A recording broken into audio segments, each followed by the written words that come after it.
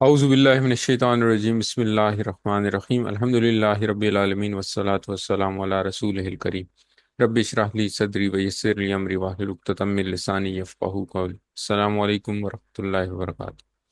آئیے قرآن سمجھیے آسان طریقے سے، حصہ اول کے سبق نمبر 5 میں آپ کو خوش آمدید کہتا ہوں، جس میں ہم نماز کے ذریعے سے قرآن سیکھتے ہیں۔ آج سبق نمبر 5 میں ہم اذان سیکھیں گے اور 5 میں گرامر میں کے کچھ مزید الفاظ سیکھیں گے نئے۔ اس سبق میں تقریباً 13 الفاظ سیکھیں گے جو قرآن کریم میں 4000 بار آئے ہیں، اور سبق نمبر 5 کے اختتام تک ہمارا جو ورڈ کاؤنٹ ہے وہ 57 تک پہنچ جائے گا، جو قرآن کریم میں 19471 دفعہ ہیں الحمدللہ۔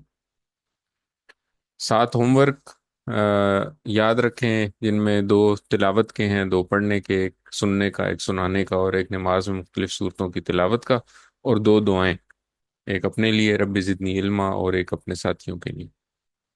اور ہوم ورک میں ووکیبلری کارڈ کو نہ بھولیں، کیونکہ یہ بڑی امپورٹنٹ ہے آپ کی ووکیبلری کو امپروو کرنے کے لیے اور آپ کو یاد رکھانے کے لیے۔ تو آج کے سبق کی طرف آتے ہیں۔ اذان، آج کا سبق ہے ہمارا اذان۔ اذان کیا ہے؟ اللہ تعالیٰ کی طرف سے مخصوص اوقات میں ملاقات اور کامیابی کے لیے ایک دعوت کا اعلان کیا جاتا ہے، اس اعلان کو ہم لوگ اذان کہتے ہیں۔ تو اذان تو ہم لوگ سنتے ہی رہتے ہیں، ہر وقت ہم چونکہ مسلم معاشرے میں رہتے ہیں، ہمارے ارد گرد مساجد ہیں، وہاں سے اذان ہوتی رہتی ہے، لیکن آج ہم ذرا یہ ایک خوبصورت اذان ہے یہاں پہ، تو یہ پہلے سنتے ہیں اس کو شروع کرنے سے پہلے۔ اعوذ باللہ من الشیطان۔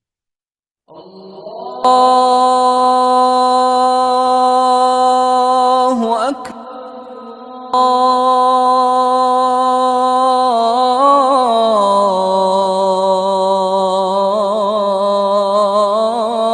الله أكبر.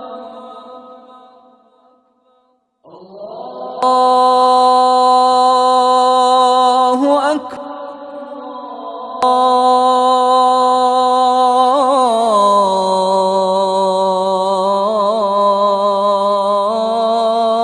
الله أكبر.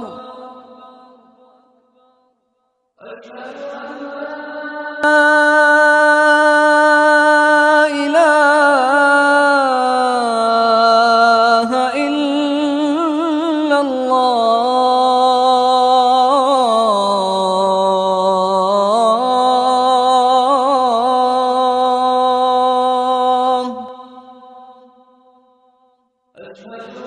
لا إله إلا الله.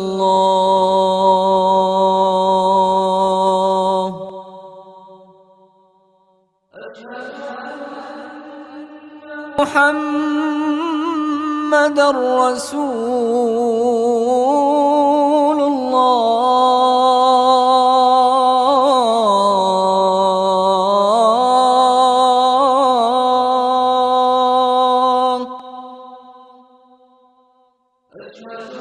أن محمد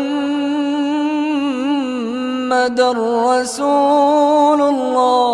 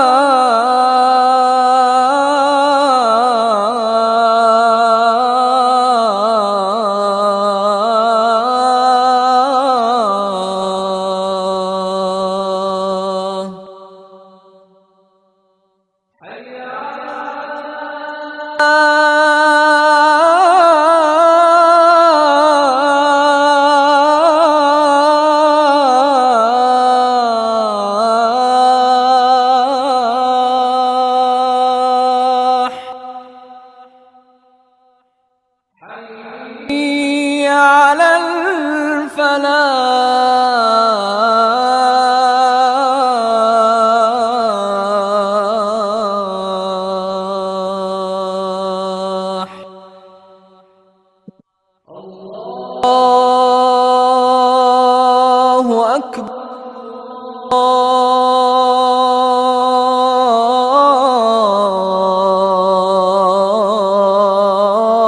الله أكبر. لا إله إلا الله.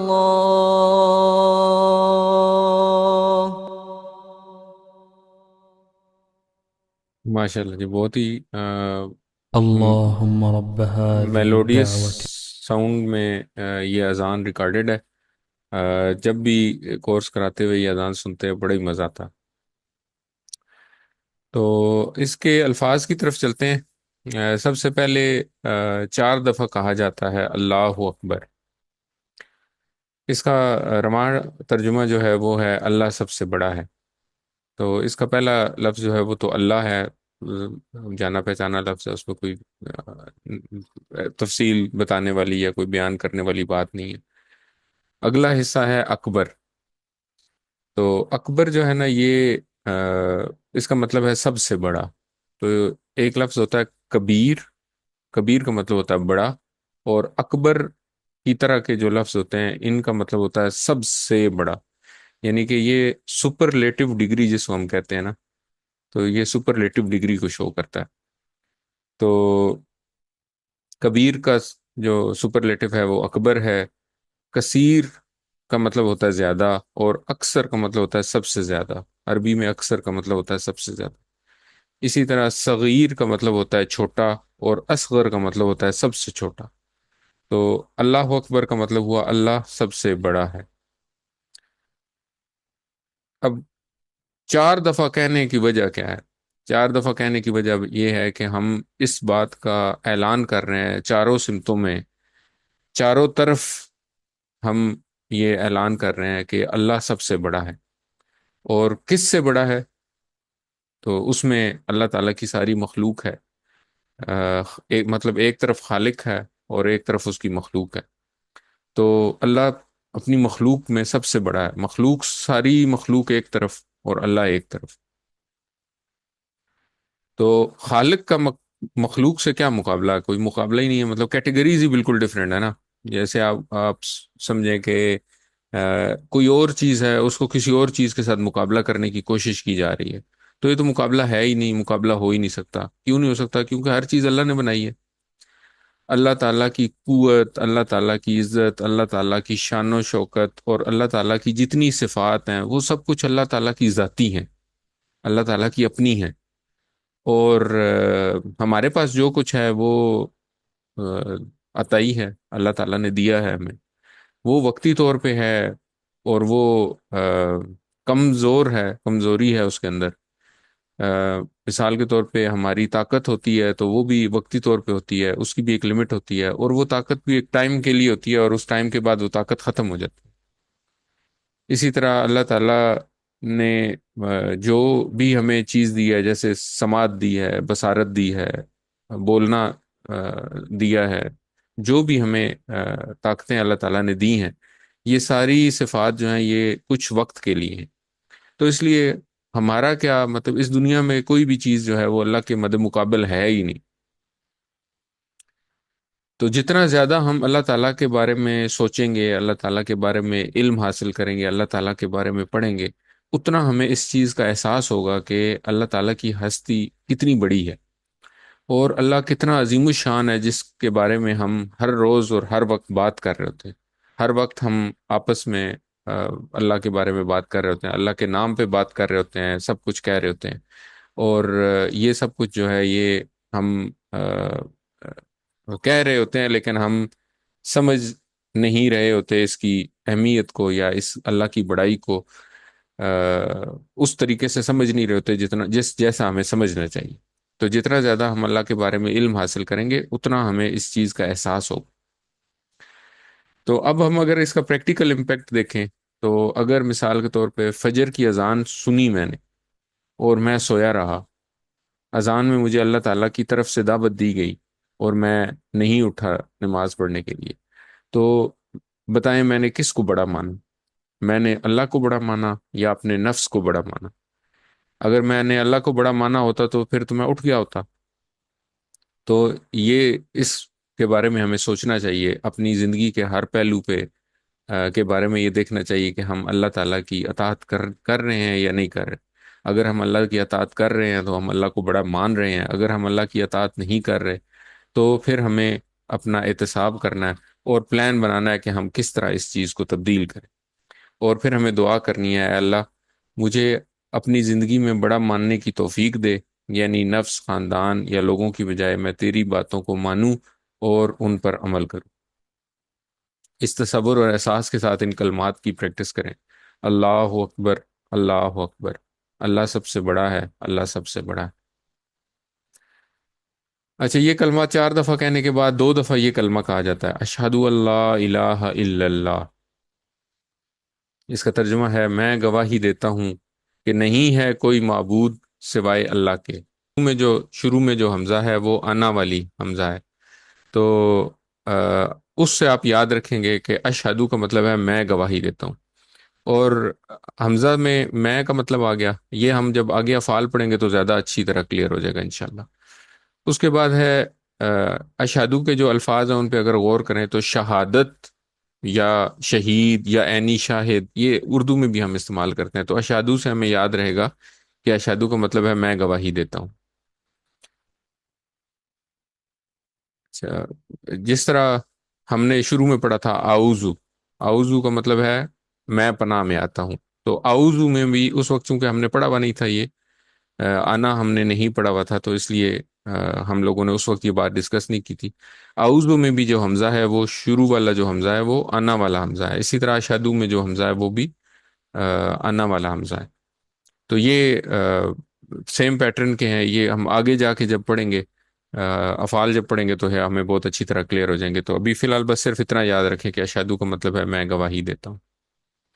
ان کا مطلب ہے کہ، اور یہ قرآن کریم میں تقریباً 571 دفعہ آیا، تو کتنا امپورٹنٹ لفظ ہے، ہر صفحے پہ تقریباً 1 دفعہ ہے۔ اچھا، کل بھی ہم نے ڈسکس کیا تھا کہ لا کا مطلب ہے نہیں، اور ہم نے بات کی تھی کہ عربی میں 4 الفاظ ہیں جن کا مطلب ہے نہیں۔ وہ 4 الفاظ قرآن کریم میں تقریباً 4340 دفعہ آئے ہیں، تو یہ کتنا فریکوینٹلی یوز ہوئے ہیں، تو اس سے ہمیں ان کی بھی امپورٹنس پتہ چلتی ہے کہ یہ واشنگ مشین کے لیے۔ اچھا، 4 الفاظ کون کون سے ہیں؟ ایک ہم نے پڑھا لا، نہیں، ایک ہم نے ایک لفظ ہے ما۔ ماں کے بارے میں ہم نے پہلے پڑھا تھا کہ ماں کا مطلب ہوتا ہے، ہم نے کیا پڑھا تھا؟ ما دینو کا، تمہارا دین کیا ہے؟ تو ہم نے پڑھا تھا کہ ماں کا مطلب ہے کیا، تو ماں کے اور بھی بہت سارے مطلب ہیں، وہاں پہ میں نے بتایا تھا آپ کو۔ تو ماں کا ایک اور مطلب ہے نہیں، ماں کا مطلب ہے نہیں، لا کا مطلب ہے نہیں، اسی طرح لم کا مطلب ہے نہیں، اور لن کا مطلب ہے ہرگز نہیں۔ یہ 4 الفاظ عربی میں استعمال ہوتے ہیں کسی چیز کو نگیٹ کرنے کے لیے۔ ما نہیں، لا نہیں، لم نہیں، اور لن ہرگز نہیں۔ یہ قرآن کریم میں تقریباً 4340 دفعہ ہیں، اور ہم نے یہ شروع میں پڑھا تھا کہ قرآن کریم میں 600 صفحات ہیں۔ اگر 600 صفحات ہوں تو آپ اندازہ لگائیں کہ تقریباً ہر صفحے میں یہ تقریباً 7 دفعہ یہ ان الفاظ میں سے مختلف الفاظ جو ہیں وہ ریپیٹ ہوئے ہیں، تو یہ بڑے امپورٹنٹ الفاظ ہیں۔ یہ جو ٹیبل ہے اس کو سامنے رکھیں، یہ آگے 1 2 دفعہ دوبارہ آئے گا انشاءاللہ، اور یہ بار بار ہم ڈسکس کریں گے۔ تو یہ ما، لا، لم اور لن، یہ 4 الفاظ ہیں جو نگیٹ کرنے کے لیے استعمال ہوتے ہیں۔ اچھا، اس کے بعد ہے جی الہ۔ الہ جو ہے یہ ہم مطلب اردو میں بھی استعمال کرتے ہیں، تو الہ کا مطلب ہے معبود، اور یہ آخر میں جو اس میں جو آپ کو یہاں پہ پیش نظر آ رہی ہے یہ بتا رہی ہے کہ یہ اسم ہے۔ ویسے بھی معبود ظاہر ہے کسی ہستی کا نام ہے تو وہ اسم ہے۔ اسم کی کچھ نشانیاں ہم نے پڑھی تھیں، ان میں سے نشانیوں میں سے یہاں پہ تو کوئی نشانی نظر نہیں آ رہی ہمیں، لا الہ الا اللہ ہے، تو آخر میں کوئی تنوین بھی نہیں ہے، شروع میں الف الف لام بھی نظر نہیں آ رہا. لیکن بہرحال اسم کی صرف یہی نشانیاں نہیں ہیں جو ابھی تک ہم نے پڑھی ہیں، اسم کی اور بھی بہت ساری نشانیاں ہیں، کامن نشانیاں جو ہیں وہ ہم نے پڑھی ہیں. الہ کا مطلب ہے معبود، اور اس کی جمع ہوتی ہے آلہہ.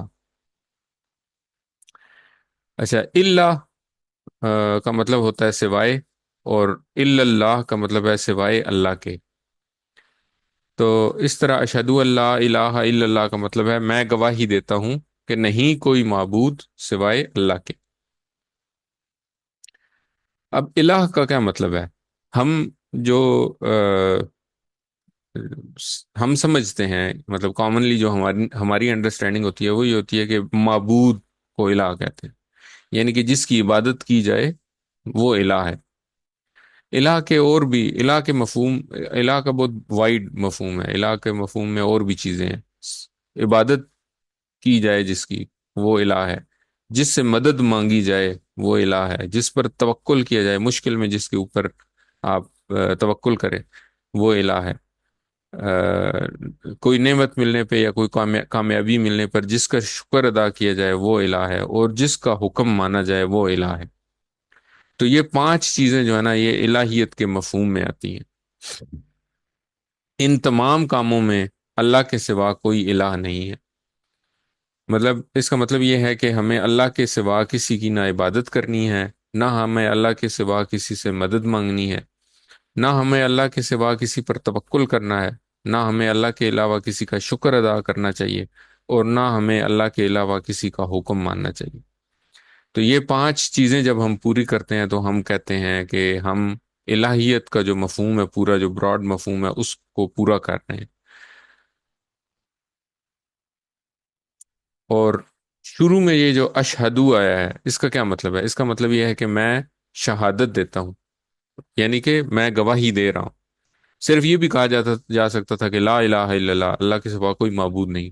لیکن اشہدو کا لفظ جو ہے وہ شروع میں استعمال کر کے یہ بتایا گیا ہے، مجھے یہ یاد دلایا جا رہا ہے کہ یہ میری ڈیوٹی ہے کہ میں شہادت دوں، میں گواہی دوں اپنے باتوں سے، اپنے عمل سے.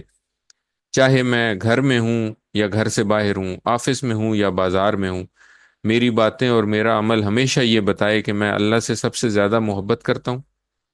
میں اللہ کو ہی خالق، مالک، رب مانتا ہوں، ساری کائنات کا حاکم مانتا ہوں. میں اسی کی عبادت کرتا ہوں، اسی کی اطاعت کرتا ہوں، اسی سے مدد مانگتا ہوں، اور اسی پر بھروسہ کرتا ہوں.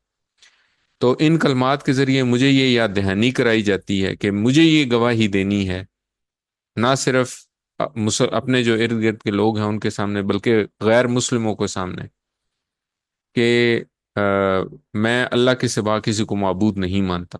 اور معبود ماننے کی کیا شرائط ہیں وہ میں نے آپ کو بتائی کہ یہ پانچ شرائط ہیں. جب آپ ان شرائط کو پورا کرتے ہیں تو آپ یہ بتا رہے ہیں کہ آپ اللہ کو ہی معبود مان رہے ہیں. تو اور آخری بات یہ ہے کہ زندگی کے ہر پہلو میں اس کے قانون پہ چلتا ہوں. جس چیز کے بارے میں اللہ تعالیٰ نے قانون دے دیا، اس قانون کو فالو اگر میں نہیں کر رہا تو اس کا مطلب ہے کہ میں اللہ تعالیٰ کو الہ ماننے سے انکار کر رہا ہوں. نعوذ باللہ. تو جب بھی جس چیز کے بارے میں اللہ تعالیٰ نے قانون دے دیا، وہ اس قانون کو فالو کرنا میرے لیے لازمی ہے، تاکہ میں اللہ تعالیٰ کی الہیت کو مانوں. اور یہ قانون مجھے کیسے پتہ چلیں گے؟ یہ قانون مجھے اس وقت پتہ چلیں گے جس وقت میں قرآن کا علم حاصل کروں گا، قرآن سیکھوں گا. میں یہ دیکھوں گا کہ قرآن میں کیا کیا بتایا گیا، اللہ نے کیا کیا احکامات نازل کیے ہیں. اور جب میں ان کو سمجھ کے پڑھوں گا، ان کو اپنی زندگی میں لاؤں گا، تو اس وقت میں اللہ تعالیٰ کے قوانین پر عمل کروں گا، اور اللہ تعالیٰ کی معبودیت کو مکمل طور پہ تسلیم کروں گا. قرآن میں یہ جو شہادت ہے، یہ صرف میری شہادت کافی نہیں ہے، مجھے لوگوں پر بھی شہادت دینی ہے. قرآن کریم میں اللہ تعالیٰ نے فرمایا کہ آ، مسلمانوں کو اللہ نے آ، درمیانی امت یا وسط کی امت بنایا، اور اس کو تمام جو دوسری امتیں ہیں ان کے اوپر شہادت دینی ہے. تو اللہ تعالیٰ نے نبی کریم صلی اللہ علیہ وسلم کے بعد یہ ہم لوگوں کی ذمہ داری لگائی. نبوت کا دروازہ بند ہو گیا، اس کے بعد یہ اب ہماری ذمہ داری ہے کہ ہم نے یہ گواہی جو ہے یہ لوگوں تک پہنچانی ہے، لوگوں کو دعوت دینی ہے کہ اسلام کیا ہے. اور ہر اذان، ہر اقامت، ہر تشہد میں ہمیں یہ بات یاد دلائی جاتی ہے کہ ہم نے یہ گواہی دینی ہے. لیکن افسوس کی بات یہ ہے کہ اتنی بار یاد دلانے کے باوجود ہم اس کام سے بہت دور ہیں. اور دور ہونے کی اور کوئی وجہ نہیں ہے، دور ہونے کی وجہ صرف یہی ہے کہ ہمیں وہ چیز سمجھ ہی نہیں ہے. ہم یہ بات سنتے ہیں اشہد اللہ الہ الا اللہ، اور ہمیں یہ نہیں سمجھ آتی کہ یہ گواہی مجھے دینے کے لیے کیوں کہا جا رہا ہے، یا یہ مجھے کیوں بتایا جا رہا ہے، مؤذن مجھے کیوں بتا رہا ہے کہ میں گواہی دے رہا ہوں، اور اس کا آگے ریپرکشن میرے لیے کیا ہے، مطلب میرے لیے اس کی کیا ایکسٹینشن ہے کہ میں نے اس گواہی کو لے کے آگے چلنا ہے. تو اس تصور اور احساس کے ساتھ پریکٹس کریں، اللہ تعالیٰ کی معبودیت کو پورا سمجھتے ہوئے اور اپنی گواہی کا احساس ذہن میں رکھتے ہوئے اس کلمے کی پریکٹس کریں. اشہد اللہ الہ الا اللہ، میں گواہی دیتا ہوں کہ نہیں ہے کوئی معبود سوائے اللہ کے. جیسے دو دفعہ وہ کہنے کے بعد کہا جاتا ہے اشہد ان محمد الرسول اللہ. اس کا ترجمہ ہے میں گواہی دیتا ہوں کہ محمد صلی اللہ علیہ وسلم اللہ کے رسول ہیں. اشہدو کے بارے میں ہم نے پڑھ لیا. انا، انا کا مطلب ہے کہ. ہم نے ابھی اس سے پہلے پڑھا تھا کہ اشہدو ان کا مطلب بھی ہم نے پڑھا تھا کہ، اور انا کا مطلب بھی ہے کہ. تو یہ تو بڑا آسان ہو گیا الحمدللہ. لیکن اسی سے ملتے جلتے کچھ اور الفاظ ہیں. تو ان اور انا کو یاد رکھنے کے لیے، کا مطلب یاد رکھنے کے لیے ہم یہی مثالیں ذہن میں رکھیں گے، اشہدو اللہ الہ الا اللہ اور اشہدو ان محمد رسول اللہ. یہاں سے ہم یاد رکھیں گے کہ ان اور انا کا مطلب ہے کہ. اور یہ قرآن کریم میں دیکھیں کتنی دفعہ آئے ہیں. ان جو ہے وہ 571 دفعہ ہے، اور انا جو ہے وہ 360 دفعہ ہے. اگر میں آپ سے پوچھوں کہ ان کا کیا مطلب ہے، تو ہو سکتا ہے آپ میں سے کچھ لوگ بتا پائیں، ہو سکتا ہے کچھ لوگوں کو نہ یاد آئے.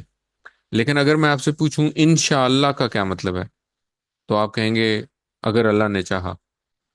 تو پھر میں دوبارہ آپ سے پوچھوں کہ ان کا کیا مطلب ہے، تو آپ کہیں گے اگر. تو تیسرا لفظ جو ہے یہ قرآن کریم میں تقریباً 700 دفعہ آیا ہے ان، اور ان کا مطلب ہے اگر. تو جب ہم کوئی بھی لفظ مثال کے ساتھ یاد رکھتے ہیں تو ہمیں وہ لفظ یاد رہتا ہے اور آپس میں گڑبڑ نہیں ہوتے. تو ہم نے ابھی تک 3 لفظ پڑھے. ہم نے پڑھا اشہد اللہ میں ان، اور اشہد انا میں انا. ان اور انا کا مطلب ہم نے پڑھا کہ، اور ان کا مطلب ہم نے پڑھا اگر، اور اس کے لیے مثال پڑھی انشاءاللہ. اور اسی طرح ایک اور چوتھا لفظ ہے انا. انا کا مطلب ہے بے شک، اور اس کے لیے آپ مثال یاد رکھیں گے ان اللہ مع الصابرین، بے شک اللہ صبر کرنے والوں کے ساتھ ہے. تو انا کا مطلب ہے بے شک. تو اس طرح یہ 4 لفظ ہو گئے، اور انا جو ہے وہ قرآن کریم میں 1534 دفعہ آیا ہے. تو اگر ہم یہ 4 الفاظ دیکھیں تو یہ 4 الفاظ قرآن کریم میں تقریباً 3000 سے زائد دفعہ ہیں. 3155 دفعہ ہیں. کون کون سے 4 لفظ ہیں؟ ان، انا، ان اور انا. اور یہ اگر آپ اسی طرح یاد رکھنے کی کوشش کریں گے ان انا ان انا، تو یہ آپ کو یاد نہیں رہیں گے. آپ نے کیا کرنا ہے، آپ نے یاد رکھنے ہیں یہ 4 کلمات. اشہد اللہ الہ الا اللہ میں ان ہے، اشہد ان محمد رسول اللہ میں انا ہے. ان دونوں کا مطلب ہے کہ. انشاءاللہ میں ان ہے اور اس کا مطلب ہے اگر، اور ان اللہ مع الصابرین میں انا ہے اور اس کا مطلب ہے بے شک. یہ 4 الفاظ یاد رکھیے. جب بھی قرآن کریم میں یہ لفظ سامنے آئے آپ انہی مثالوں کو ذہن میں لائیں گے اور آپ کو سمجھ آ جائے گی کہ اس لفظ کا کیا مطلب ہے. اور یہ آگے بار بار آتے رہیں گے، کیونکہ ابھی یہ ہم نے اتحیات میں، یہ تشہد میں ہم نے یہ دوبارہ پڑھنے ہیں انشاءاللہ. تو یہ 4 الفاظ بھی اسی طرح امپورٹنٹ ہے جس طرح ہم نے نہیں کے 4 الفاظ پڑھے تھے، ما، لا، لم اور لن. اسی طرح آج کے سبق میں یہ 4 الفاظ یہ ہیں ان، انا، ان اور انا. اچھا آگے ہے جی محمد. محمد ہمارے نبی کا نام ہے، اور اس کا مطلب ہے جس کی سب سے زیادہ تعریف کی جائے. تو یہاں پہ تو ہم اس کو جب ترجمہ کرتے ہیں تو محمد کو محمد ہی لکھتے ہیں. لیکن یہ پروون بات ہے کہ نبی کریم صلی اللہ علیہ وسلم کا نام جو ہے اس کی سب سے زیادہ اس کے اوپر درود پڑھا جاتا ہے. جب بھی ہم حضور صلی اللہ علیہ وسلم کا نام سنتے ہیں تو کیا پڑھتے ہیں؟ صلی اللہ علیہ وآلہ وسلم. تو صلی اللہ علیہ وآلہ وسلم پڑھتے ہیں، اور اللہ تعالیٰ کی طرف دعا کرتے ہیں کہ اللہ تعالیٰ نبی کریم صلی اللہ علیہ وسلم پر صلوات بھیجے.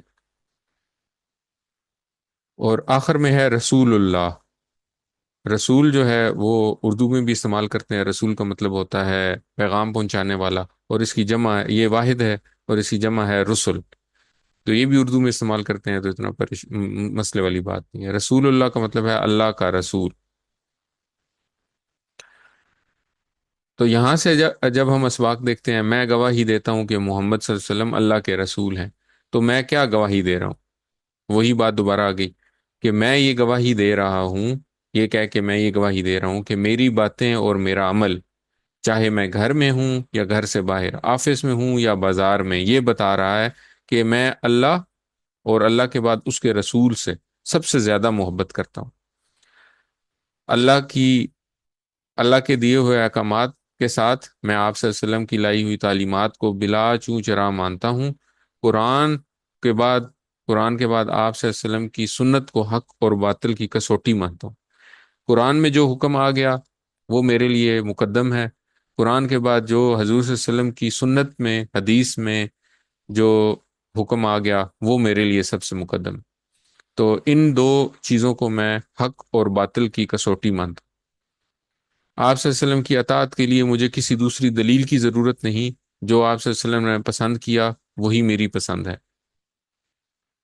تو اس تصور اور احساس کے ساتھ کہ یہ گواہی نہ صرف مجھے اپنے لیے دینی ہے، بھی مجھے یاد کرایا جا رہا ہے کہ مجھے یہ گواہی ارد گرد کے لوگوں تک بھی پہنچانی ہے، اس تصور اور احساس کے ساتھ اس کلمے کو کی پریکٹس کریں۔ اشہد ان محمد الرسول اللہ، میں گواہی دیتا ہوں کہ محمد صلی اللہ علیہ وسلم اللہ کے رسول ہیں۔ اس کے بعد دو دفعہ پڑھا جاتا ہے حی علی الصلاح، اور پھر دو دفعہ پڑھا جاتا ہے حی علی الفلاح۔ حی علی کا مطلب ہے آؤ طرف، حیا کا مطلب ہے آؤ، اور علا کا مطلب ہے طرف۔ الصلاۃ نماز کو کہتے ہیں، اس کی جمع ہے صلوات۔ آخر میں جو گول تا ہے وہ بھی یہ بتا رہی ہے کہ یہ اسم ہے، اور الف لام جو شروع میں ہے یہ بھی بتا رہا ہے کہ یہ اسم ہے۔ اسی طرح حیا کا مطلب ہے آؤ طرف، اور الفلاح کا مطلب ہے کامیابی۔ فلاح جو ہے یہ ہم اردو میں بھی استعمال کرتے ہیں، فلاح آخرت، فلاح دارین۔ تو عام طور پہ یہ جو چندہ وغیرہ اکٹھا کر رہے ہوتے ہیں وہ فلاح آخرت کے لیے چندہ دیں، تو فلاح کا مطلب ہے کامیابی۔ اب یہاں سے اگر ہم اسباق نکالیں تو یہ دیکھیں آپ کہ اللہ تعالیٰ نے یہ نہیں کہا کہ نماز پڑھو اپنی اپنی جگہ پر، یہ بھی کہا جا سکتا تھا کہ آ، سل صلی علی صلات، لیکن اللہ تعالیٰ نے کہا کہ نماز پڑھو، لیکن نماز کی طرف آؤ، مسجد میں آؤ، گویا نماز قائم کرو۔ اور دوسری طرف یہ بتایا کہ نماز کو آؤ گے تو ہر قسم کی فلاح ملے گی، اور فلاح کا راستہ بھی ملے گا۔ نماز کیا ہے؟ نماز ایک کامل ذکر ہے، اللہ کا ذکر جو ہے اس سے سکون ملتا ہے۔ نماز میں جب قرآن پر غور کریں تو ہدایت ملے گی، ایمان ملے گا، عقل اور حکمت میں اضافہ ہوگا۔ آخرت کے بارے میں اگر کچھ آیات ملیں گی تو ان پر جب غور کریں گے تو دل اور دماغ دنیاوی فکروں سے آزاد ہوگا انشاءاللہ۔ پھر جسمانی فائدے ہیں اس کے، وضو کے ذریعے صفائی ہوتی ہے، نماز کے لیے آنا جانا، اٹھنا جھکنا، سجدہ کرنا، بیٹھنا وغیرہ۔ اس کے بعد وقت کی پابندی کی عادت بنتی ہے۔ آپ دیکھتے ہیں کہ جو لوگ مسجد میں نماز پڑھتے ہیں وہ اپنے تمام کام جو ہے وہ نمازوں کے اوقات کے ساتھ ان کی منسلک ہوتے ہیں۔ فجر کی نماز کے بعد میں نے یہ کرنا ہے، ظہر کی نماز کے بعد میں نے یہ کرنا ہے، عصر کی نماز کے بعد میں نے یہ کرنا ہے، مغرب کی نماز کے بعد یہ کرنا ہے، عشاء سے پہلے پہلے میں نے یہ سارے کام کر کے فارغ ہو جانا ہے، اور صبح تہجد کے لیے اٹھنا ہے، تو پھر رات کو میں نے ٹائم پہ سو جانا ہے انشاءاللہ۔ تو یہ سارے کام جب آپ کرتے ہیں، پلان بناتے ہیں، اپنی زندگی کا معمول بناتے ہیں، تو آپ پنکچویلٹی آتی ہے آپ کی زندگی میں۔ اور اجتماعی فائدے بھی ہیں، مثال کے طور پہ روزانہ آپ کے ارد گرد کے جو لوگ ہیں ان سے آپ کی ملاقات ہوتی ہے، ان کی خوشی اور غمی کی خبریں ملتی رہتی ہیں۔ جب ان کو ضرورت پڑے تو ہم ان کی مدد کر سکتے ہیں، جب ہمیں ضرورت پڑے تو وہ ہماری مدد کر سکتے ہیں۔ اس طرح تعلقات بہتر ہوتے ہیں اور ایک بہتر معاشرہ بنتا ہے۔ اور سب سے اہم فائدہ کیا ہے جس کا اللہ تعالیٰ نے اعلان کیا، وہ یہ کہ آخرت میں ہمیشہ ہمیشہ کے لیے کامیابی نصیب ہوگی۔ تو یہ بالکل ایسے ہی ہے کہ جیسے اللہ تعالیٰ کو اللہ تعالیٰ کی طرف سے جب مؤذن دعوت دیتا ہے تو وہ یہ اعلان کرتا ہے کہ فلاح کی طرف آؤ، کامیابی کی طرف آؤ۔ انسان اپنے کاروبار میں بیٹھا ہوتا ہے اور وہ یہ سمجھ رہا ہوتا ہے کہ میرا یہ دکان ہے یا میرا یہ کاروبار ہے، اگر میں نے اس کو بند کیا اور بند کر کے میں نماز کی طرف چلا گیا تو میری بہتری یا میری کامیابی جو ہے وہ یہاں پہ اس میں نقصان ہو جائے گا کچھ۔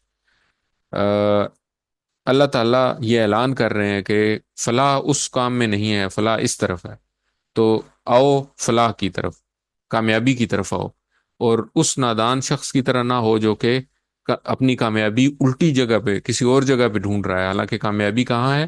کامیابی نماز میں ہے۔ اچھا، 2 دفعہ یہ کلمات کہنے کے بعد کہا جاتا ہے اللہ اکبر اللہ اکبر، گویا جہاں سے شروع کیا تھا وہیں پہ واپس، لا الہ الا اللہ، نہیں ہے کوئی معبود سوائے اللہ کے۔ جہاں جو کلمات نماز کے اذان کے شروع میں تھے وہی کلمات آخر میں دوبارہ ریپیٹ کیے جاتے ہیں۔ کیوں؟ مس- اس کو آپ اس طرح سمجھیں کہ آخر میں گویا اس بات کا اعلان کیا جا رہا ہے کہ تم آؤ یا نہ آؤ، اللہ تو سب سے بڑا ہے ہی، اور اس کے سوا کوئی معبود نہیں، چاہے تم مانو یا نہ مانو۔ اگر تم اس کی بڑائی کو مانتے ہوئے آ جاؤ گے تو اس میں تمہاری ہی بہتری ہے، تمہاری ہی فلاح ہے، تمہاری ہی کامیابی ہے۔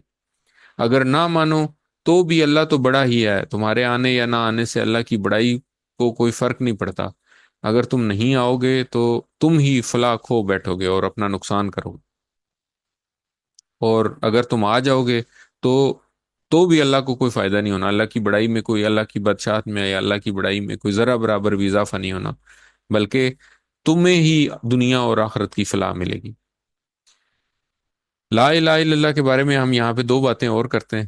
تو نبی کریم صلی اللہ علیہ وسلم کی حدیث ہے ایک، کہ جس کا آخری کلمہ لا الہ الا اللہ ہوگا وہ جنت میں داخل ہو، اور اسی طرح ایک اور حدیث ہے کہ جو شخص موت کے قریب ہو، قریب المرگ شخص کو لا الہ الا اللہ پڑھنے کی تلقین کرو۔ تو یہ اس طرح کے بہت واقعات ہیں جو کہ ہم سنتے بھی رہتے ہیں، ہم دیکھتے بھی رہتے ہیں کہ کچھ لوگوں کو ان کے آخری لمحات میں تلقین کی جاتی ہے لوگوں کی طرف سے، ان کے ارد گرد جو لوگ موجود ہوتے ہیں کہ لا الہ پڑھو، تو وہ ان کی زبان سے یہ کلمات جاری نہیں ہوتے۔ تو جب کسی شخص کی زندگی میں اللہ کا ذکر اس کی زبان پر رہے گا تو انشاءاللہ مرتے وقت بھی یہ کلمہ نصیب ہوگا۔ اور اسی طرح اگر آپ یہ سوچیں کہ جب بھی آپ کی موت آنی ہے تو اس موت سے پہلے آپ نے کوئی نہ کوئی، ظاہر ہے کسی نہ کسی اذان کے بعد ہی آنی ہے، یا فجر کی اذان کے بعد آئے گی، ظہر کی اذان کے بعد آئے گی، عصر کی اذان کے بعد آئے گی، مغرب کی اذان کے بعد آئے گی، عشاء کی اذان کے بعد آئے گی۔ تو اگر ہم یہ کلمات پڑھیں اور آپ زندگی کو ایز اے ہول دیکھیں تو آپ دیکھیں گے کہ آپ کو لگے گا کہ اگر میری موت فجر کی نماز کے بعد بھی آتی ہے تو فجر کی نماز کے تو کچھ دیر بعد ہی آ جائے گی۔ تو لا الہ الا اللہ جب میں اگر اذان میں پڑھ لوں یا اپنی نماز میں پڑھ لوں، اور میں ذہن میں میرے یہ حدیث ہو نبی کریم صلی اللہ علیہ وسلم کی کہ اگر میرا آخری کلمہ یہ لا الہ الا اللہ ہے، میرے منہ سے نکل گیا، میں نے یہ جب پڑھا تو اس وقت میں نے سوچا کہ اگر یہ میرا آخری کلمہ ہے تو یا اللہ میں نے اپنا کام کر دیا، اب تو مجھے معاف کر۔ تو یہ اگر ہو تو انشاءاللہ مرتے وقت بھی یہ کلمہ ہمیں نصیب ہو۔ اس طرح ہمارا آج کا سبق ختم ہوا۔ اب ہم ایک بریک لیں گے۔ السلام علیکم ورحمۃ اللہ وبرکاتہ۔ اعوذ باللہ من الشیطان الرجیم، بسم اللہ الرحمن الرحیم، الحمد للہ رب العالمین والصلاة والسلام علی رسول الکریم، رب اشرح لی صدری ویسر لی امری واحلل عقدۃ من لسانی یفقہوا قولی۔ السلام علیکم ورحمۃ اللہ وبرکاتہ۔ سبق نمبر 5 بھی، آج کے لیسن میں ہم آ، حروف شروع کریں گے انشاءاللہ۔ تو اسم سے متعلقہ جو ہم نے اس کورس میں پڑھنا تھا وہ یہاں پہ ہمارا ختم ہو گیا، اور آج سے ہم انشاءاللہ حرف شروع کریں گے۔ تو سب سے پہلے آپ لوگوں کے مائک چیک کرنے کے لیے میرے ساتھ ساتھ یہ پڑھتے ہوتے ہیں آپ لوگ، گرامر ہم کر رہے ہیں ٹی پی آئی کے ساتھ، اور ٹی پی آئی کے 7 کمپوننٹس ہیں۔ وہ کمپوننٹس کیا کیا ہیں؟ میرے ساتھ پڑھیے، سنیے، سنیے، دیکھیے، دیکھیے، سوچیے، سوچیے، بولیے، بولیے، بتائیے، بتائیے، دل سے کیجیے دل سے کیجیے اور مل کر کیجیے۔ کیجیے بالکل مل کیجیے. کر کیجیے. تو ہم نے پڑھا تھا مسلم، پھر ہم نے پڑھا تھا من ہوا مسلم، من ہم مسلمون. یہاں تک کسی کو کوئی مسئلہ ہو، جو یہ وہ ہے جو کچھ ہم نے آج تک پڑھ لیا ہے. اس میں اگر کسی کو کوئی مسئلہ ہے، کسی کا کوئی سوال ہے، کسی کو کوئی بات، تو میں اب یہ سمجھ رہا ہوں کہ یہ ساری چیزیں اب آپ کو سمجھ آ رہی ہیں. تو اس کے بعد ہم نے پڑھا تھا ہم نے پڑھا ہوا ہم، اس کے بعد انتا انا انتم نحنو، پھر ہم نے پڑھا ہم کا یہ کم نا، پھر ہم نے پڑھا مسلم مسلمون، کل ہم نے پڑھا ہوا اور ہیا، پھر ہم نے پڑھا ہو انہو، اور ہم نے پڑھا انہا. تو ہم نے ہو پڑھا اور اس کے اپوزٹ ہم نے پڑھا ہا. پھر ہم نے مسلم سے ہم نے پڑھا مسلماتن، اور ہم نے یہ پڑھا تھا کہ مسلمون جیسے بنایا تھا ہم نے مسلم سے، تو اس طرح مسلماتن جو ہے نا وہ اس کی جمع ہے. اسی طرح پھر ہم نے پڑھا تھا کہ مسلمون کے ساتھ ایک اور جو جمع کی قسم ہوتی ہے وہ مسلمین ہوتی ہے، اور مؤنث میں ہم نے پڑھا تھا کہ مسلماتن ہوتی ہے. یہاں تک ساری ریویژن تھی. اس میں جی آج کا جو سبق ہے اس میں ہم نے یہ پہلے بھی پڑھا تھا، الفاظ کی 3 قسمیں ہیں، اسم، فعل اور حرف. اسم کیا ہے؟ کسی کا نام یا صفت. اور ہم نے اس وقت پڑھا تھا، اس وقت یہ لکھا ہوا تھا لیکن اس کے بارے میں پڑھا نہیں تھا. اس کی نشانیاں کیا ہوتی ہیں؟ شروع میں الف لام ہوگا، آخر میں تنوین ہوگی، یعنی کہ ڈبل پیش، ڈبل زبر یا ڈبل زیر، یا آخر میں واو نون یا نون ہو سکتا ہے جیسے مسلمون یا مسلمینہ، یا الف تے ہوگا یعنی مسلمات ان میں. اچھا، فعل وہ ہوتا ہے جس سے کام کے ہونے یا کرنے کا پتہ چلے.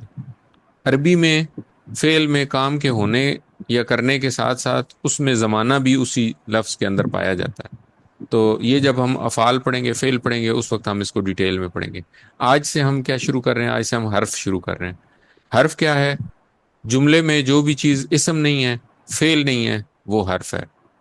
تو اسم اور فعل کو آپس میں ملانے کے لیے، جملہ بنانے کے لیے یہ حرف استعمال ہوتے ہیں. اس کی کچھ مثالیں یہاں پہ لکھی ہوئی ہیں، بی، لی، من، فی، انا.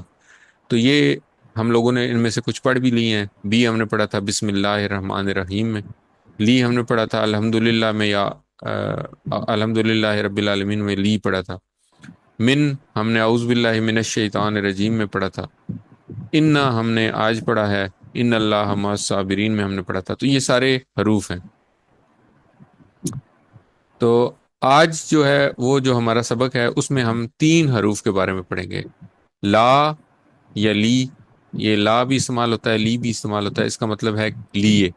اور ان حروف کو بھی یاد رکھنے کا سب سے جو بہترین طریقہ ہے وہ ہے مثال کے ساتھ. تو آپ کس طرح یاد رکھیں گے؟ آپ یاد رکھیں گے اس کے لیے الحمدللہ. سوری جی، میں ڈسکنیکٹ ہو گیا تھا، دوبارہ کنیکٹ ہو گیا ہوں. سب کو آواز آ رہی ہے میری؟ پہلے بہت زیادہ ہینگ کر رہی تھی آپ کی ویڈیو بھی اور آواز بھی. جی میرا خیال ہے کوئی نیٹ ورک کا مسئلہ تھا، ابھی خود ہی ڈسکنیکٹ ہوا ہے. تو اب بہتر ہو گئی ہے. جی اب بہتر ہے. ٹھیک. اچھا، ہم بات کر رہے تھے کہ 4 الفاظ ہیں، جو 3 الفاظ ہیں جو کہ ہم نے سیکھنے ہیں اس کورس میں. وہ ہے لا، من اور ان. لا کا مطلب ہے لیے، اور اس کو یاد کرنے کی ضرورت نہیں ہے، آپ صرف ایک مثال یاد رکھیں گے، الحمدللہ ہی. تو اس کا مطلب ہم نے کیا پڑھا تھا؟ تمام تعریفیں اور شکر اللہ کے لیے ہیں. تو لا کا مطلب ہے لیے. اچھا، من کا مطلب ہے سے، اور اس کے لیے آپ کیا یاد رکھیں گے؟ من الشیطان الرجیم، شیطان مردود سے. اور ان کے بارے میں ہم نے کل پڑھا تھا، ہم نے پڑھا تھا رضی اللہ عنہ. تو ان کا مطلب ہے سے یا بارے میں. تو وہاں پہ مطلب ہے اس کا رضی اللہ عنہ، اللہ ان سے راضی ہو. ٹھیک ہے، حضرت ابو بکر رضی اللہ عنہ، تو اللہ ان سے راضی ہو. تو ان کا مطلب ہے سے. تو یہ جب آپ مثالیں یاد رکھیں گے تو آپ کو یہ ان لفظوں کے معنی انشاءاللہ یاد رہیں گے. اب کرنا ہم نے کیا ہے؟ ہم نے یہ مثالیں یاد رکھنی ہیں، لی کا مطلب ہے لی کے لیے مثال یاد رکھنی ہے للہ، من سے کے لیے یاد رکھنی ہے من الشیطان الرجیم، اور ان کے لیے مثال یاد رکھنی ہے رضی اللہ عنہ۔ اور ان کو ہم نے یہ جو 6 ٹکڑے ہم نے پڑھے تھے، یا بلکہ اب 7 ہو گئے ہیں، آخر میں ہم نے ہا بھی پڑھ لیا، جو ضمائر کے ٹکڑے پڑے تھے ان کے ساتھ ہم نے ان تینوں الفاظ کو جوڑنا ہے۔ بس یہ 2 نئی باتیں ہیں، اس میں نئی بھی نہیں ہے، یہ بہت ہی مطلب میتھمیٹیکل قسم کی باتیں ہیں۔ تو جب ہم ان 3 الفاظ کو ان ٹکڑوں کے ساتھ جوڑیں گے تو ہمارے پاس کچھ نئے حروف بن جائیں گے، کچھ نئے حروف بن جائیں گے، اور قرآن کریم میں وہ حروف تقریباً 5000 بار آئے ہیں۔ اب ہم کیسے جوڑیں گے 5000 بار کا مطلب سمجھ سکتے ہیں؟ 5000 بار کا مطلب ہے کہ ہر صفحے میں تقریباً کتنی دفعہ؟ 600 صفحات ہیں، تو ہر صفحے میں تقریباً 9 یا 10 دفعہ یہ حروف استعمال ہوئے۔ تو جب ہم لی کو جب ان ٹکڑوں کے ساتھ جوڑیں گے تو یہ جس طرح ہم نے رب ہو کہا تھا، تو یہ جب لی کو جوڑیں گے تو یہ بنے گا لہو اس کے لیے، لہم ان سب کے لیے، لکا آپ کے لیے، لی میرے لیے، لکم آپ سب کے لیے، لنا ہمارے لیے، اور لہا اس عورت کے لیے۔ ٹھیک ہو گیا؟ یہ سمجھ آ گیا کہ یہ کس طرح یہ 7 الفاظ بنے؟ پریشان ہو گئے ہیں سارے؟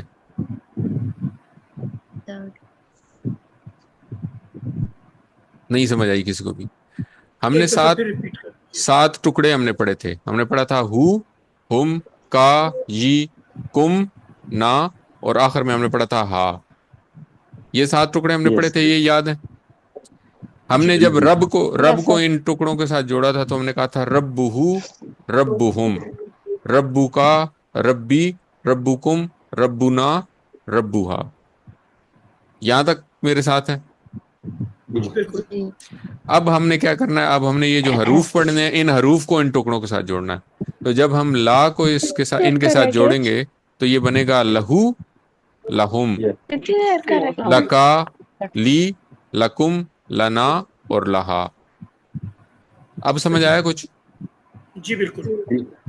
تو لہو کا کیا مطلب ہوگا؟ لا کا مطلب ہے لیے، لہو اس مرد کے لیے، اس ایک مرد کے لیے، مرد کے لہم ان سب مردوں کے ان لیے، سب کے لیے، لکا آپ کے لیے، آپ لی میرے لیے، میرے لکم آپ سب کے لیے، لنا ہمارے لیے، اور لہا اس عورت کے لیے۔ اس عورت کے۔ ٹھیک ہے جی، پریکٹس کریں۔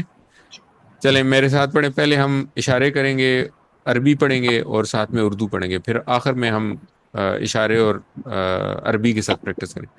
لہو اس کے لیے، لہو اس کے لیے، لہم ان سب کے لیے، لہم ان سب کے لیے، لکا آپ کے لیے، لکا آپ کے آپ کے لیے، لیے، لی میرے لیے، لی میرے میرے لیے، لکم آپ سب کے لیے، لکم آپ سب کے لیے، لنا ہمارے لیے، ہمارے لیے، نہ ہمارے لیے، اور لہا اس عورت کے لیے۔ اس عورت کے لیے، لہا اس سامنے کی عورت کے لیے، لہو لہم، لہو لہم، لکا لی، لکا لی، لکا لکم لنا، لنا لہا، لہا، لہو لہم، لہو لہم، لکا لی، لکا لی، لکم لنا، لکم لنا لنا، لہا، لہا،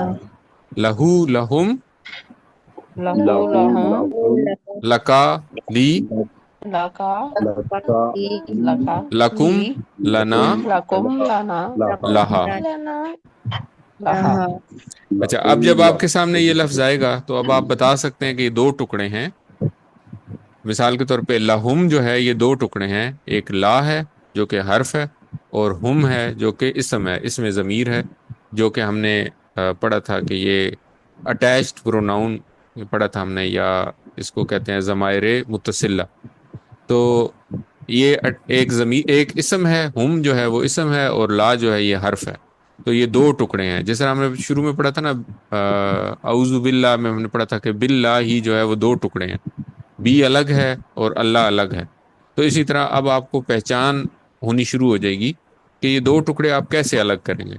تو لا علیحدہ ٹکڑا ہے کیونکہ وہ ہم نے حروف میں پڑھا ہے، اور ہو ہم کا یہ کم نا ہا جو ہے یہ الگ ٹکڑے ہیں کیونکہ یہ ہم نے اسم میں پڑھے. ٹھیک ہو گیا، یہ سمجھ آ گیا؟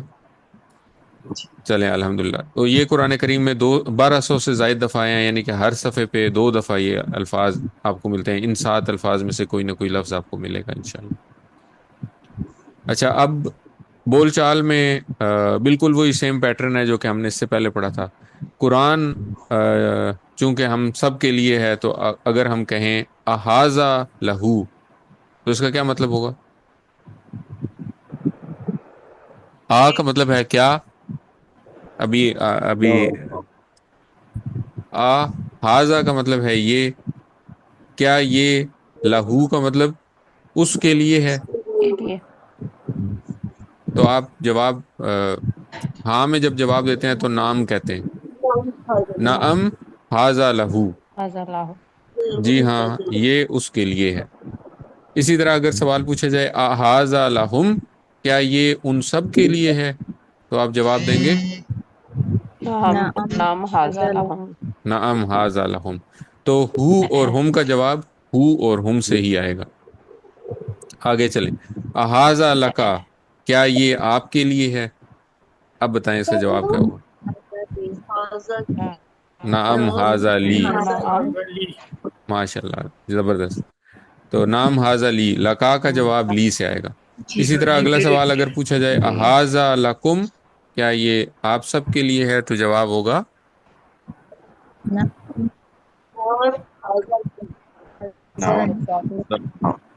نام حاذا لنا. زبردست. اور اگر میں پوچھوں سوال ہو احاذا لہا، کیا یہ اس عورت کے لیے ہے، تو جواب کیا ہوگا؟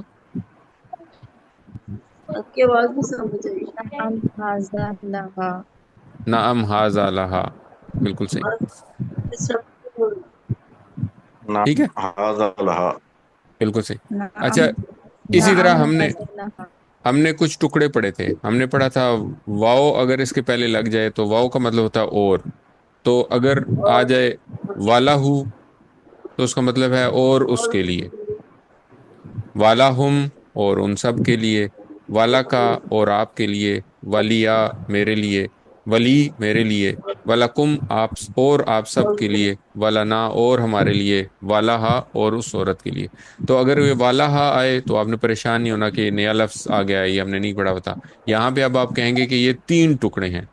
واؤ علیحدہ ہے، لا واؤ ایک حرف ہے الگ، لا ایک الگ حرف ہے، اور ہو الگ حرف ہے.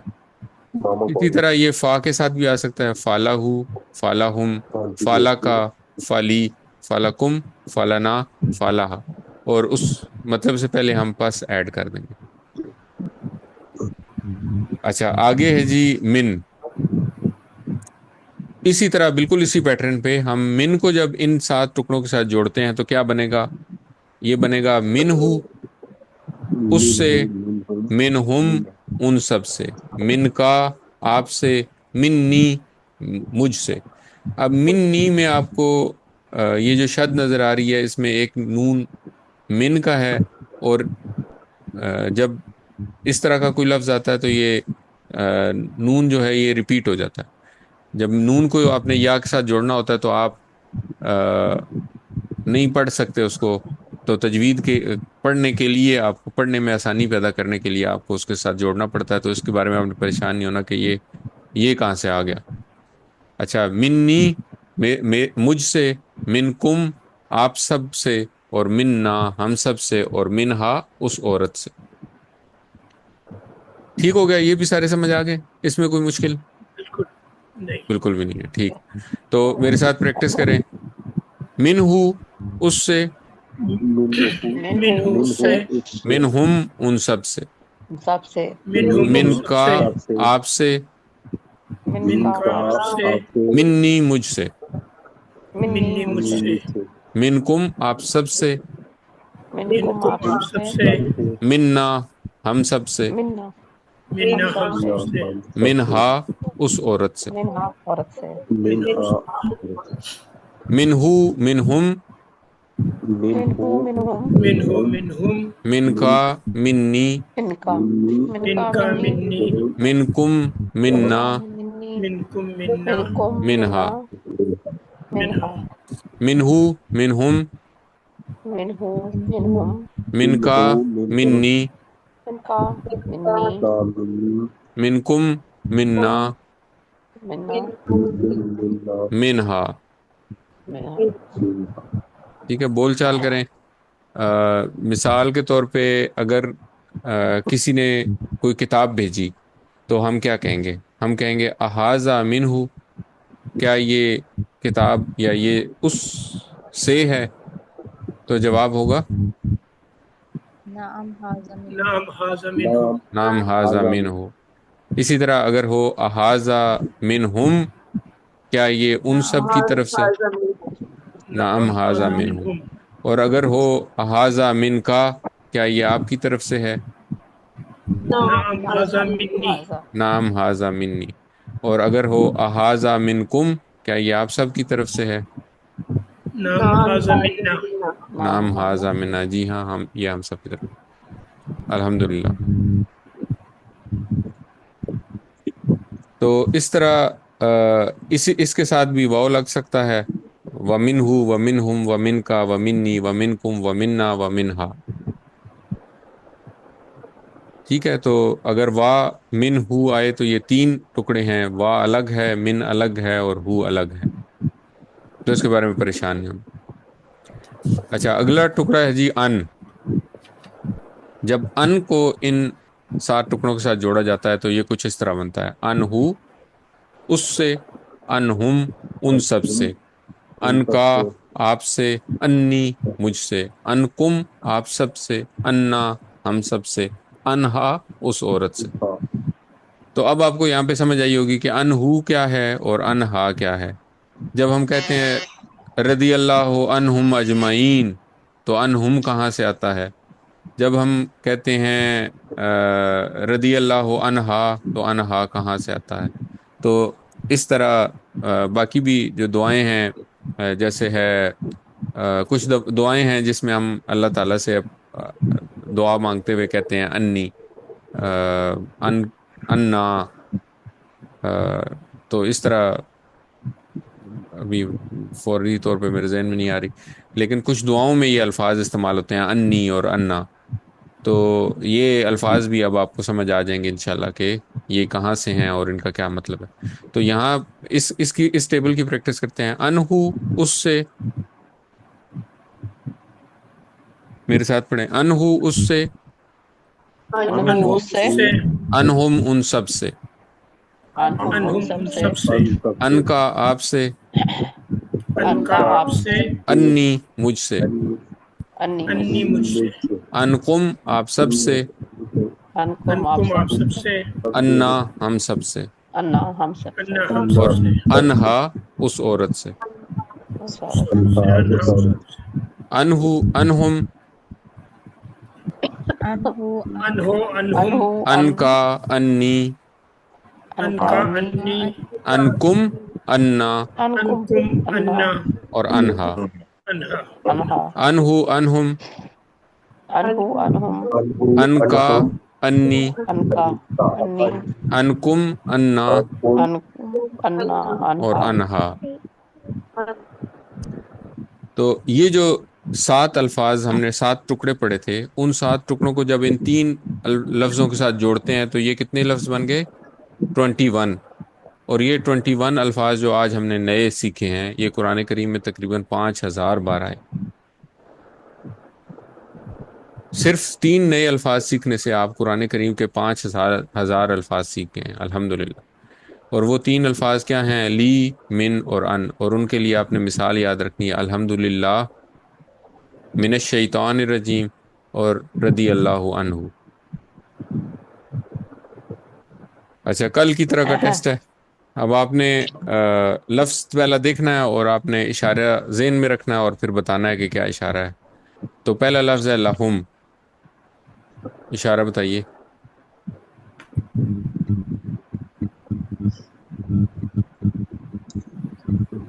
लाहुम उन सब के लिए, اشارہ بتانا ہے، اشارہ بتانا ہے. Right four fingers. Right And کو four 4 فنگر. fingers. تو آپ نے آخری جو ہے چیز ہے نا اس کے اوپر غور کرنا. ہم کا مطلب ہے آخری رائٹ سائڈ پہ 4 فنگر. منا منا اپنی Four fingers. اپنی طرف 4 فرنٹ پہ فنگرز. 4 فنگر. بالکل. انکم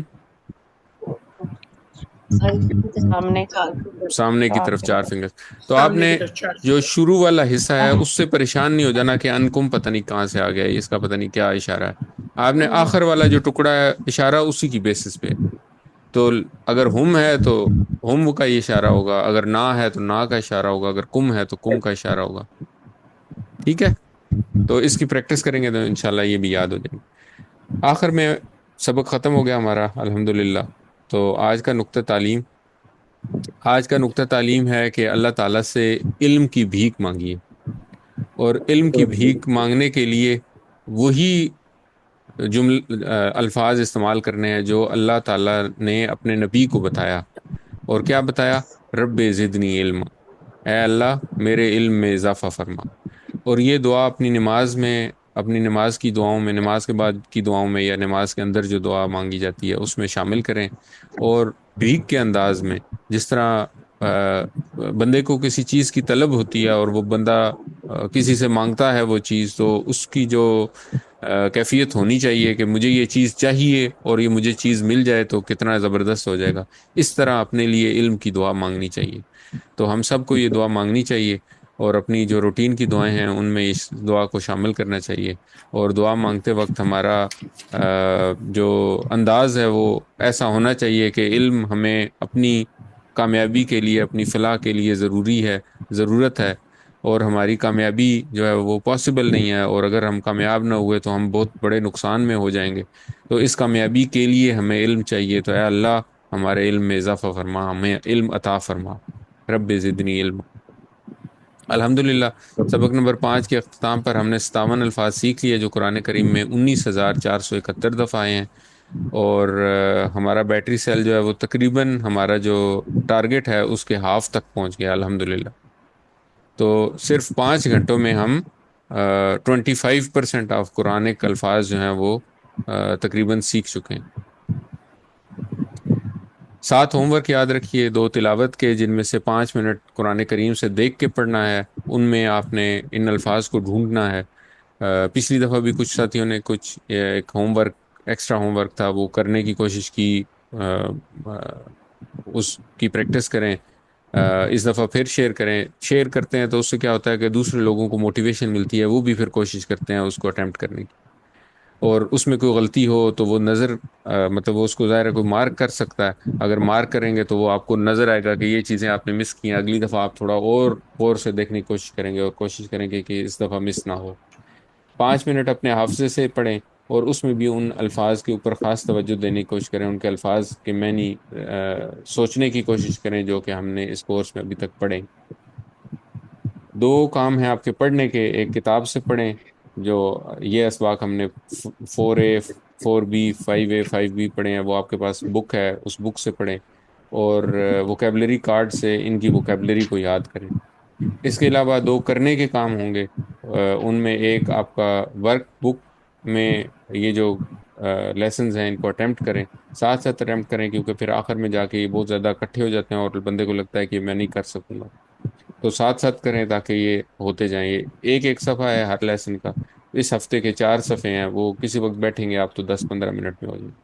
اور ایک کوئز آپ کو شیئر کر دیا جائے گا، وہ کوئز اٹیمپٹ کریں. اس کے علاوہ اس کورس کے قواعد کو اگر سننا چاہیں تو وہ یوٹیوب کے اوپر ویڈیو اپلوڈ کر دی جائے گی، اس کا لنک شیئر کر دیا جائے گا. اپنے ساتھیوں سے کورس کی باتیں کریں، اور نماز میں مختلف صورتوں کی تلاوت کریں. یاد رکھیں کہ آپ منتخب ہیں. اللہ تعالیٰ نے قرآن سیکھنے کے لیے آپ کا انتخاب کیا ہے. اس انتخاب کو نظر انداز مت کریں.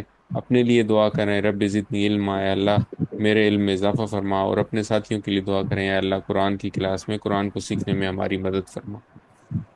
ووکیبلری کارڈ کے بارے میں ہم بار بار کہتے ہیں یہ بہت آتھینٹک ٹول ہے اپنی ووکیبلری کو امپروو کرنے کے لیے. تو اس کو استعمال کریں اور ٹیچر بنیں. جو کچھ آپ نے اس سبق میں سیکھا اس کو سکھانا بہت آسان ہے. ہم نے کیا سیکھا؟ ہم نے وہ 7 ٹکڑے سیکھے تھے اور ان کے ساتھ 3 لفظوں کو جوڑا ہے. تو ہم نے ان کے ساتھ ہم نے 21 الفاظ سیکھ لیے جو قرآن کریم میں 5,000 دفعہ ہیں. جب یہ اپنے آپ ارد گرد اپنے ساتھیوں کو بتائیں گے، ان کو سکھائیں گے، تو اس سے دو فائدے ہوں گے. ایک تو یہ کہ ان کو بھی پتہ چلے گا کہ واؤ، یہ 7 الفاظ ہیں جن کو ہم مختلف لفظوں کے ساتھ جوڑتے ہیں، جیسے بچے بلڈنگ بلاکس بناتے ہیں اس طرح ہم بلاکس بناتے ہیں، اور یہ بار بار قرآن کریم میں بار بار آئی جا رہے ہیں، اور یہ ہمارا جو ورڈ کاؤنٹ ہے اس کو انکریز کر رہے ہیں. تو یہ تو بہت اچھا طریقہ ہے قرآن سیکھنے کا. اور دوسرا فائدہ آپ کو ہوگا، جتنا آپ دوسروں کو سکھائیں گے اتنا آپ کو اچھا یاد ہوگا، اور بعد میں اگر ٹیچر بننے کے لیے ٹریننگ چاہیے ہوگی تو انشاءاللہ وہ بھی ملے گی. اللہ تعالیٰ سے دعا ہے کہ وہ ہمیں قرآن کو پڑھنے، سمجھنے، غور کرنے، یاد کرنے، عمل کرنے اور پھیلانے کی توفیق عطا فرمائے. سبحان اللہ و بحمدہ، سبحانک اللہم و بحمدک، اشہد ان لا الہ الا انت، نستغفرک و نتوب الیک. السلام علیکم ورحمۃ اللہ وبرکاتہ.